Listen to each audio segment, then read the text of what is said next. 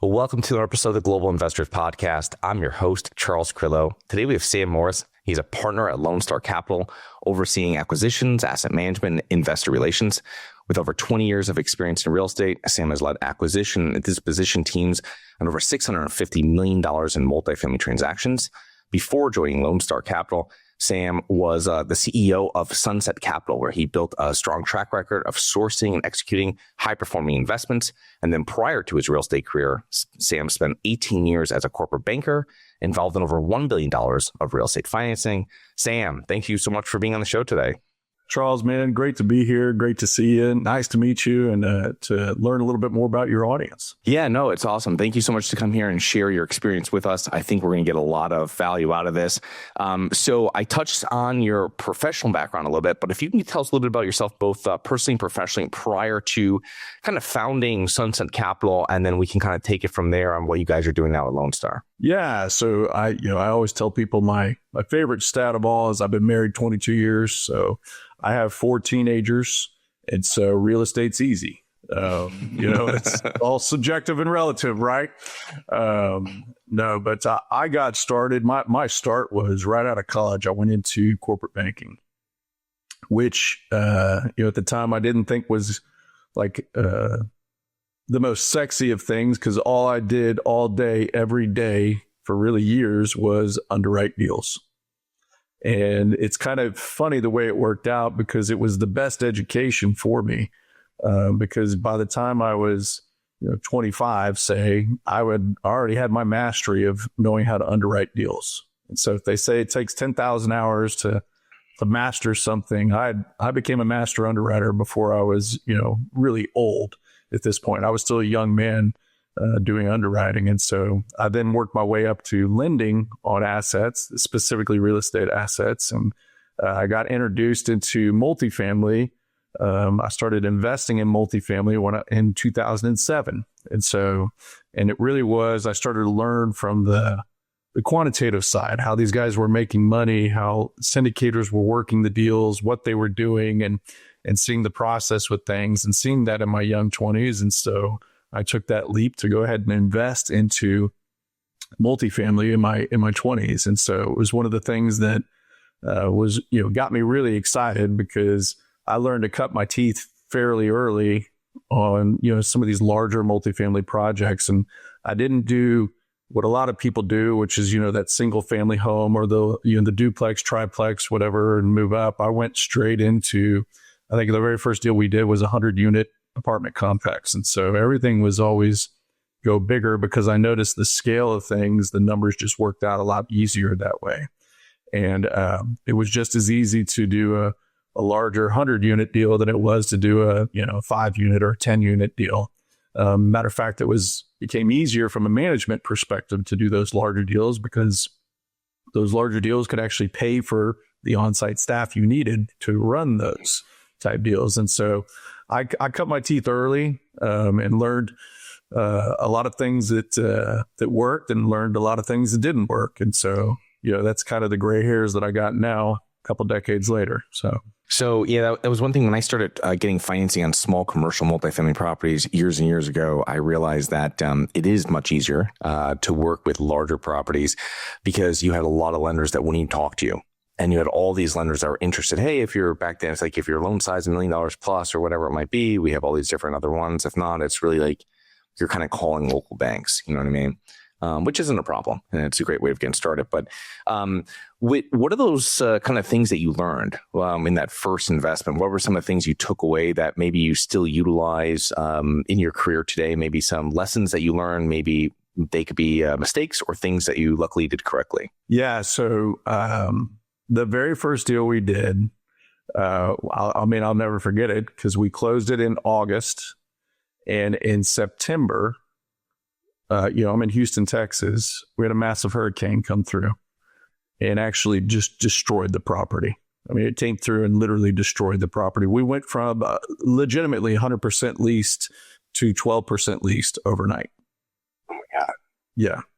And there was already a big plan in place that we were going to be doing a lot of rehab and deferred maintenance work and things of that nature. And so the insurance had to come in, though, and helped us significantly with that. And so I quickly learned everything you needed to learn about insurance and contractors and all those things that you would have to deal with when there's destruction to your property. But also in the state of Texas, when you're the landlord, you are required to provide housing for your residents. And so quickly learned, wow, we really have to be communicating a lot with our residents as well and make sure we find alternative spots for them, because some of these buildings are gone. I mean, there is no roof anymore. There is no more anything they can actually live in a habitable spot. And so we learned a lot through that. And this happened so early on in the very first deal. I mean, I literally thought, oh my gosh, we just lost everything because the buildings are destroyed. And what I quickly learned was having great contractors in place, understanding insurance and things like that, quickly was able to turn it around. And having knowledge in the finance world and understanding the lending, it turned out into being a great positive, because once the insurance came, paid for things, we were able to rebuild the project and actually bring the residents back or release the property up. We actually were able to lease it up for quite a bit more from what we were leasing it for, because everything was brand new. So residents that had left came back and they had brand new everything, appliances, flooring, HVAC, roofing, everything was brand new. And so they were willing to pay a little bit more, closer to what market rate would have been for that type of product. And it enabled us to go out and refinance the property. And when we were able to do that back in that time frame, we were able to refinance the property and pull the bulk amount, I think all of the cash that we had originally put in as investors within the first year of doing that. Now, it was an act of God that allowed us to do that, but it was something that I was hooked by. At that point, when I realized, wow, there are things that you can do and you can actually make a lot of money, pull all of our equity out of it. So we still own it, but we have no money in it. That was the light bulb moment for me to go, wow, this is something that really can be impactful, not just for the way that I want to invest, but for the residents that we're going to service in our local area. Yeah, I was at a mastermind. Someone was explaining to me a similar story about a property that they owned in, I think it was Ohio, when a tornado came through, and, huge mess, everything like that. But yep, they were able to renovate them, and they were getting, back then, 7-10 years ago, whatever it was, $400 rent bumps, right, when they were getting it back. So for the investors, obviously, it's not the cleanest deal. However, it's a very high, return deal, a higher IRR than most deals because of that, what they went through in really doing a full renovation versus your typical, I guess, value add renovation. Correct. Yeah. And it's because, one, you're forced to, because the building's destroyed, but it's the things that you learn are, who are the appropriate contractors to have, making sure you really read and understand insurance and really have an understanding of what it's going to cover, what it's not going to cover, and making sure you understand the responsibilities you have as a landlord to your residents, and understanding all the contracts and things of that nature. And so it was an even greater education from just the straight quantitative that I'd had prior to that. That's very interesting. One of those things is that it's not just having the contractor as well as just being able to have that contractor be able to get the material. Because if it's anything like where we are down here in Southeast Florida, when it comes up and someone hears that there's a hurricane coming, all these supplies are gone. And then afterwards, if you were hit, I mean, it's just barren. You've got people coming from 18 hours away, driving, contractors coming in, materials. It's a mess. So it's really not just rebuilding it. It's actually getting the people and the materials there, which usually is something we don't even think about, because you think about just going down the street and picking up materials. So yeah, there's a lot of logistics there too. So, it seems like a lot of work, but it seems like you did really well for your investors on that first one. No, we did. It was a very exciting one to be a part of. So kind of fast forwarding to where we are today and what you're doing. So can you kind of explain a little bit about what's going on at Lone Star, kind of what you guys do, your current investment strategy there? I know you're really focused in Texas. So maybe what markets you guys are focusing on there as well? Yeah. So at LSCRE, so I'm a partner at the firm. I have the great benefit and blessing of getting to oversee our acquisitions, our asset management, and our investor relations side of the business. And what we do is we're a larger, or we're a smaller company, but we typically buy larger properties. And so our buy box is in that, let's say, $30 to $70 million range. And because of that, it's going to put us into certain markets of Texas. And we only purchase in Texas. It's where we have all of our units. We have a little over 5,300 units here in the state of Texas right now. And because of the size of what we purchase, it's typically going to lead us straight into the primary markets, just because that's going to be where a lot of those higher value or higher dollar amounts are. And so we're predominantly in Houston. We're also in Dallas and San Antonio, and we have a couple of other secondary tertiary markets that we're in that we'll probably be exiting in the years to come, and kind of focusing on what we call the Texas Triangle. And in that Texas Triangle, right, there's a significant amount of people, tons of migration. One of the reasons why we still love Texas is if you look at, almost all the KPIs, which are those key performance indicators, either Houston or Dallas are going to be number one or number two probably in the country. And that has to do with job growth, population growth, in-migration growth. And so we still have a lot of people moving to Texas. And so there's a lot of demand associated with housing. We absolutely had a lot of supply being delivered in the last few years, and we're starting now to see the bulk of that being burnt off. And so we still focus solely on Texas and in those primary markets. Our portfolio, like I said, consists of about 5,300 units right now. It's a little over $750 million in total value. And we're constantly out shopping the market. We do have a deal under contract right now. Last year, we only closed 2 deals. And so we're pretty picky for what we go after, but there's also an availability thing. And so we were made the bridesmaid on a few deals, no doubt, last year, but we're still out there hunting each and every day for those deals that will be beneficial to our investor base and the growth of our company. Do you have money sitting in the stock market and you're worried about it? Or worse, you have money sitting at the bank, not keeping up with inflation? My name is Charles Carillo, founder and managing partner of Harborside Partners. And since 2006, I've been investing my money and my family's money into income-producing properties. These are real assets, real properties with real addresses that produce real cash flow. At Harborside Partners, we provide passive investors who love real estate with a turnkey investing solution. If you want to put your money to work in real estate but can't find deals, don't have the time to get funding, and the last thing that productive people want to do is manage real estate. We find the deals, we fund the deals, and we manage the tenants, the termites, and the properties. Partner with us at investwithharborside.com. That's investwithharborside.com. Go to investwithharborside.com. If you love real estate, you like the idea of passive income, and believe that income-producing properties will appreciate over time, go to investwithharborside.com. That's investwithharborside.com. So one of the big things when you hear Texas, obviously, is taxes. Most people, when they're thinking of Florida, they're thinking insurance. But obviously in Houston, insurance is a big thing, like we were talking about in your first deal. But as these being like really 2 large expense items, what strategies can large syndicators employ to really mitigate them? Yeah, and I would actually tell you you don't even have to be large, but those are uncontrollables, those 2 expense line items that you just mentioned, and they're larger for us, obviously in Florida and in Texas, right? Because we have large property taxes here, and we have significant insurance as well.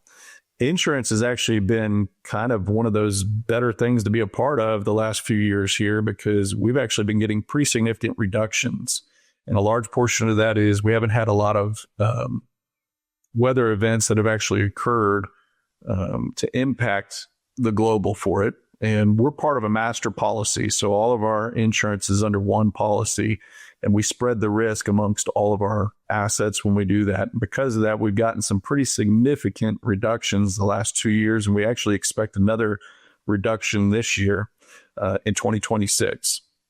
When I say significant, I mean double-digit type reductions for insurance. And so it's actually been quite beneficial. And one of the things that occurs, or one of the reasons that occurs, is you actually are starting to see more insurers come into the state of Texas. So they're starting to see that there's some value associated with that. And when you have that, it creates a little bit more competition. And so premiums will go down associated with it. That being said, it's still not at a level that it was, call it prior to 2020 or something of that nature, because of the weather events that we have had and the losses sustained by some of those insurance companies. But we're now getting back to that level where that pendulum's coming back around a little bit, and we're starting to see reductions of significance. And so insurance has actually been one of those things that's actually kind of been a bright star for us, because as an uncontrollable expense and the fact that it's being reduced, it's actually been quite helpful for us with the existing portfolio we have and with some of the things that we're underwriting. Taxes is a little different. What a lot of people don't realize about at least the state of Texas and taxes is that you have to fight them every year. So they get reassessed every single year. You get your tax value every single year, and there's no cap, meaning it's not like they can go, all right, as a state, we've decided we're only going to be able to go up, say 10%, and that's the max we'd be able to increase. No, you can have 100% increases in your tax. And that's just the way that it works with a lot of counties. And you got to go and effectively hire a group, which we always do, to go fight the taxes on your behalf for valuations that you then come to agreement with. And it is something that we consistently do for all of our properties. However, one of the strategies that we've employed, which is a little unique, is we've been bringing in a tax abatement strategy over the last few years to our properties. And this answers a few different things. One, it helps us control a lot of an uncontrollable, which is the tax values of the property. But two, it also answers an affordability issue that we have with our state. And so what we do is we take about half the units in general, working with the county in jurisdiction to bring an affordability aspect, and we call it affordable little a, not big A, to the property, so that people that live, work, and play in that area that may not otherwise be able to afford our units are actually able to afford our units and actually live in those. And the benefit for the property is that we get an abatement for the taxes associated with that property. Yeah, that's a very powerful thing. We have a property right now, a deal in Dallas, and that was one of the taxes were one thing that we were like 20% off on, and we're fighting it right now, but it was just like for a pro forma, and it was, it's something that, you got to fight them every year. And we are actually employing something similar to what you're doing. We're actually in the process of getting a application approval for it to hopefully bring ours into more of an affordable housing sector to save on those property taxes, which is kind of one of the ways I've heard from a number of different operators down there. Yeah, we've done it now 14 times with our properties. And so we have a fairly, a good understanding of how it works. However, that being said, last year, so in May of 25, the state actually started changing some rules associated with it in the PFC and HFC world. And so we haven't gone back to that, into those particular stripes of structures, and probably won't until, call it, let's say, well into 2027, when we have a better understanding of how that bill is actually going to be implemented. And so that bill gets implemented January of 27. And so until that legislative risk is really understood, we're probably not going to be putting properties into that type of structure. Interesting. So as your firm with Lone Star, you guys controlling full on the investment, pretty much the whole vertical, because you're handling everything in-house. What would you say, some of the benefits of vertical integration, keeping your construction management and property management in-house, and not just, you have some that people will say, well, we have our property management in-house or we use third party, but then it's another step to have your construction management and your construction in-house. What do you feel, other than just the full control, which is usually what I hear, is there any other huge benefits? I imagine control of the cost is probably one of the big ones. Yeah, it's fairly dramatic. I was talking to some investors yesterday because of the property that we're acquiring. We need some significant roof work done. And actually full-on replacements for probably several of the buildings. And we have examples where our in-house construction management's able to do it for anywhere between a third to a half the cost of what we would have to hire out third-party, roofing contractors to come out and do. And it's because we have the expertise in-house. So there's pluses and minuses to it. From an investor standpoint, it's almost all pluses. From a minus standpoint is, we have about, call it 220 employees in our company. The overwhelming majority of those are our on-site staff. So those are the people that are helping us run our properties, right? You can be much smaller as a group and third party out property management or third party out construction management and things like that nature. But there's a couple things that you're going to give up as a company if you do that. One is the cost control, like you just mentioned. Another one would be timing, right? We actually control the timeline associated with this, whereas we're at the behest of another group that they come in to actually do things. And then the biggest one I would say is actually quality. So we can control the quality of the work when we do that as well. And so it's, if it's one of those things where we paid a contractor to do it and the contractor wasn't as great as what we had hoped for, and the quality came in not what we would want or not what we would expect, right? When we do that in-house, we're able to control all those aspects of it. So a fully vertically integrated company, which we are, we have property management in-house, we have asset management in-house, and we have construction management in-house. Gives great benefits to our investor, our ownership, for those things, right? We're able to control the quality, the timeline, and the cost associated with all the aspects of running the property. Yeah, that's a huge benefit. The whole timeline was something I wasn't even thinking of. One of the things that when we would be working with like third party construction companies renovating units, and you go in and it's not 100% ready, and it's just like you're going back and forth. So having your ability of having that all on site and knowing that something's 100% done at the right time, imagine it cuts down on your turns too. Considerably, makes it cheaper. It's all cheaper because of that, right? Because if I can turn a unit that much faster and have it ready for the on-site team to lease, days off a market is a true cost to us. And so if they're able to go, if we can give the on-site team the confidence to go lease as soon as the thing comes off, because we have the teams ready to come in here and fix everything, do everything to the quality and standard and the expectations of that on-site team, well, that changes a lot of things. And that means you make more money, right? And so it's tremendous. And, when you were talking about hurricanes and things like that earlier, when you have those people in-house, right? And you're talking about sourcing materials and things like that, which we've gone through all this stuff before. We had a major freeze event that occurred, several years ago, where I was looking for shark bite fittings because of all the pipe breaks that we had, and we couldn't find them anywhere in Texas, because it was a major freeze event that had occurred here. And so we were sourcing material from outside the state to come in. But you had the on-site teams that were able to come in and fix things faster than what our competitors were, meaning I got back up and running and I had units ready to lease for people that were impacted to come lease with us prior to either staying in the bad situation they were in or trying to wait it out to figure out where they can go live. Well, we offered that to them. It was one of those things that are beneficial. We were the first one to the finish line, so we win. Yeah, that's a very powerful ability of adding that into your arsenal of what you're able to do and offer to your properties and to your investors, because many different syndicators don't have the ability of kind of going in and being able to kind of pull that card.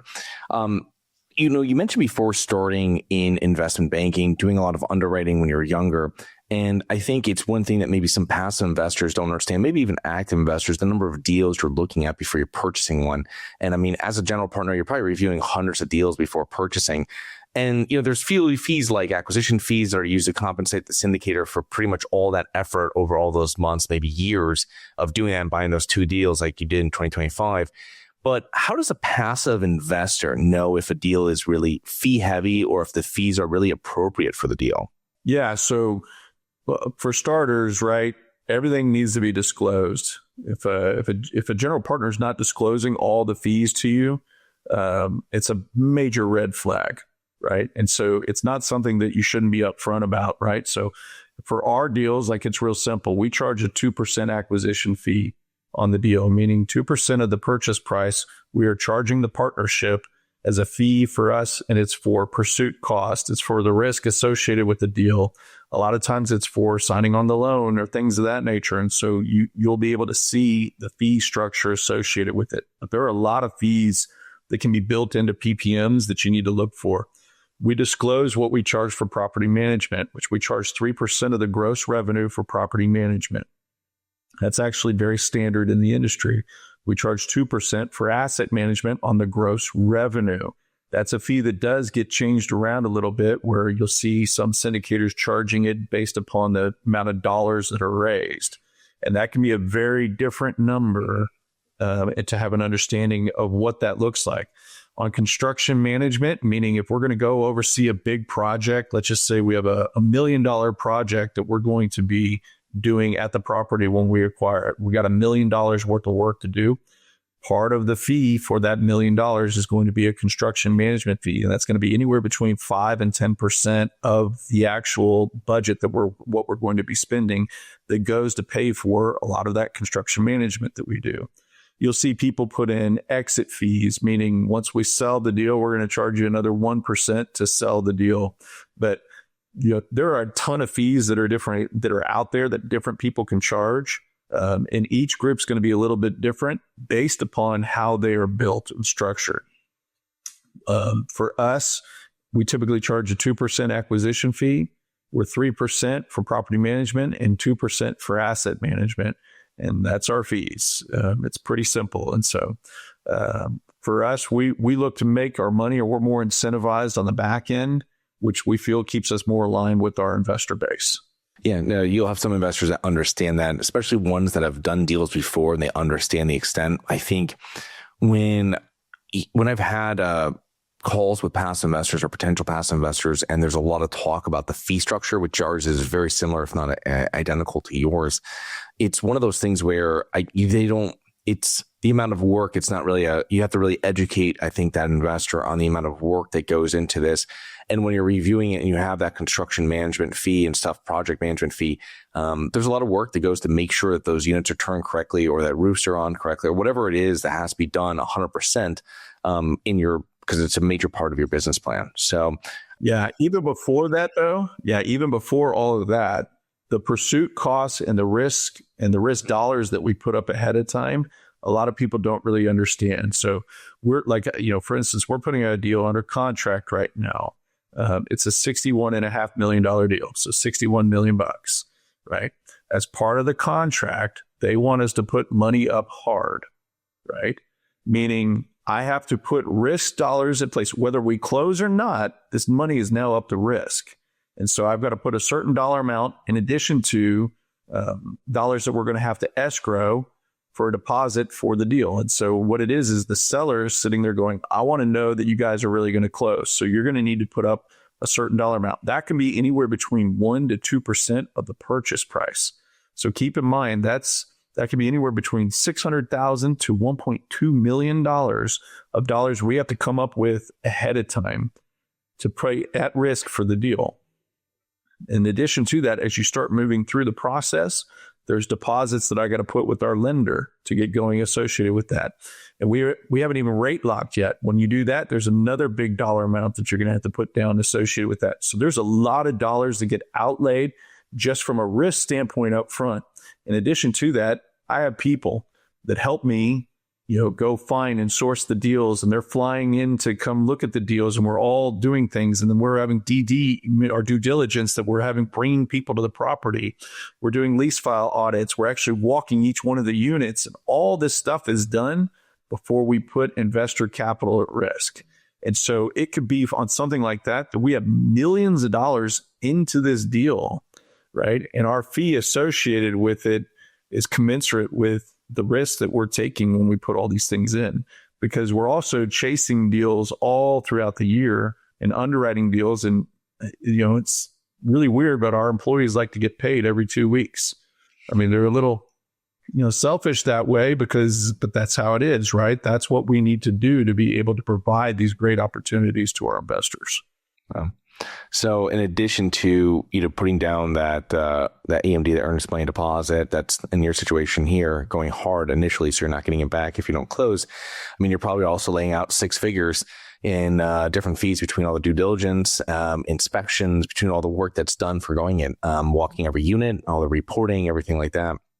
So, I mean, it's a considerable investment. Yeah, at this level, I mean, we call it putting on your big boy pants, because you're going to have to put some money at risk. When you're hearing like preferred equity, it's one of those things that we didn't really hear too much, I guess, when we start syndicating deals, I guess in like 20 2018, 2019, something like this, we weren't really utilizing preferred equity. And it's something that really started around 2022. I started seeing 21, 2022, people started utilizing this because the prices started going up, and to get the returns, they were bringing in a private equity firm, usually with preferred equity.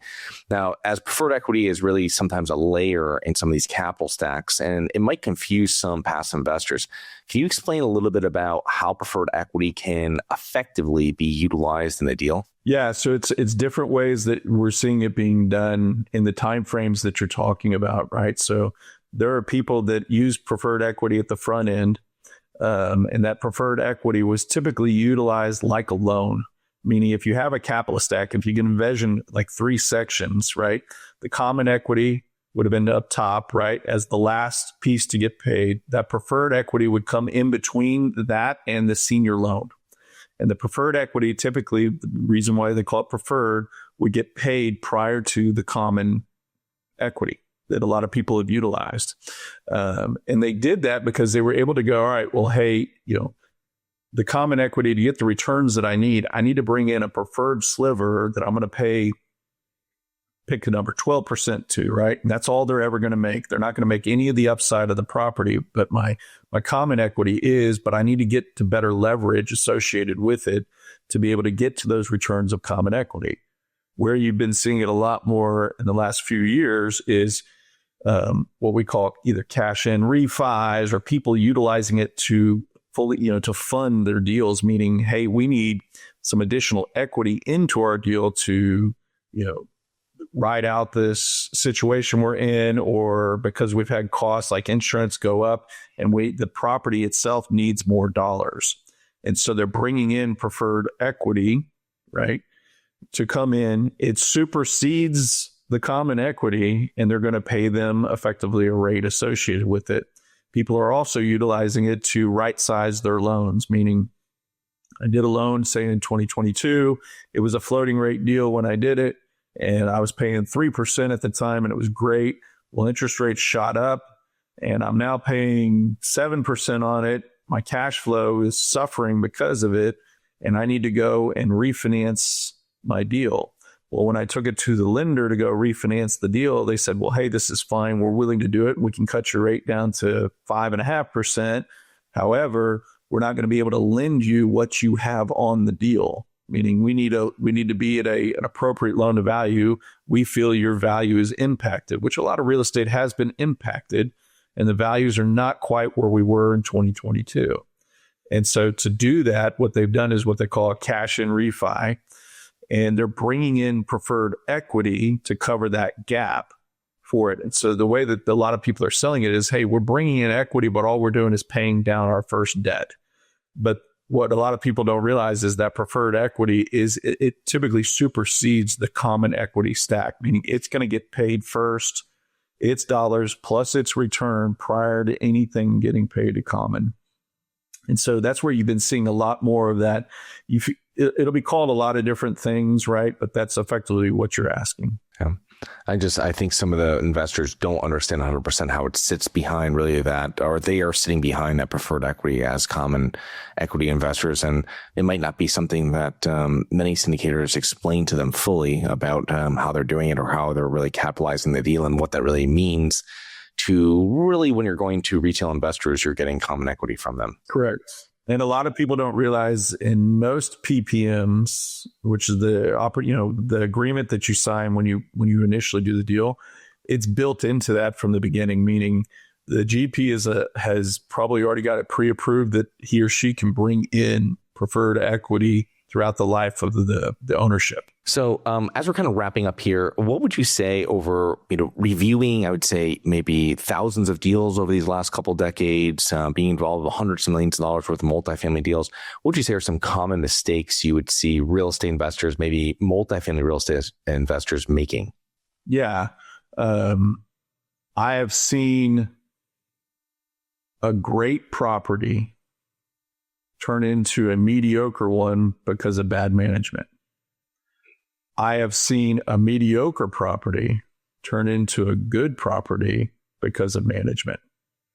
And so to me, I always tell people the most important person in the entire project is the person that's sitting in the chair on site, because that's the person that's executing your business plan. That's the person that's running, in our case, multi-million-dollar business.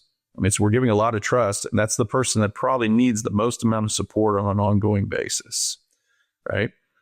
I really look at 3 people when we're doing a deal and the impacts associated with it. One is the resident, right? The person that's actually going to be living on site and paying for the rent, paying your ability to be able to do the things that you're going to say you're going to do, right? Willing to pay for that business plan that you're putting together.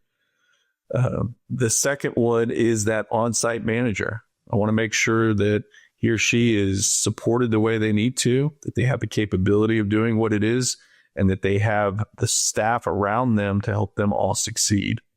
And the third one is the investor, right? The LP that's in the deal with us. I know if I can take care of those 3 people, right, the deal will take care of itself. Because if we're taking care of the investor and communicating with them and able to respond and do what we said we're going to do, right, they're happy. If we're able to take care of the on-site manager and the staff associated with it, right, they're going to be able to take care of the residents who, if they're happy, they're going to be renewing, and we're going to end up making a lot of money. So it's a pretty easy system. That's why I say it's not really that difficult. It just takes a long time to do, and the processes have to be in place to be able to execute that way. Well, Sam, thank you so much for coming on today. How can our listeners learn more about you and your business? Yeah, so real simple. Our website is lscre.com. And so if you just join, hop online, get there. We'd love to learn more about you. You can join our platform. We put out a lot of content. We typically do about two newsletters every month. And we also are, actively seeking new deals and new investors. Okay. Well, thank you so much. We'll put those links into the show notes, and looking forward to connecting with you here in the near future. All right. Thanks, Charles. Hi, guys. It's Charles from the Global Investors Podcast. I hope you enjoyed the show. If you're interested in getting involved with real estate, but you don't know where to begin, set up a free 30-minute strategy call with me at schedulecharles.com. That's schedulecharles.com. Thank you. Nothing in this episode should be considered specific, personal, or professional advice. Any investment opportunities mentioned on this podcast are limited to accredited investors. Any investments will only be made with proper disclosure, subscription documentation, and are subject to all applicable laws. Please consult an appropriate tax, legal, real estate, financial, or business professional for individualized advice. Opinions of guests are their own. Information is not guaranteed. All investment strategies have the potential for profit or loss. The host is operating on behalf of Syndication Superstars, LLC exclusively.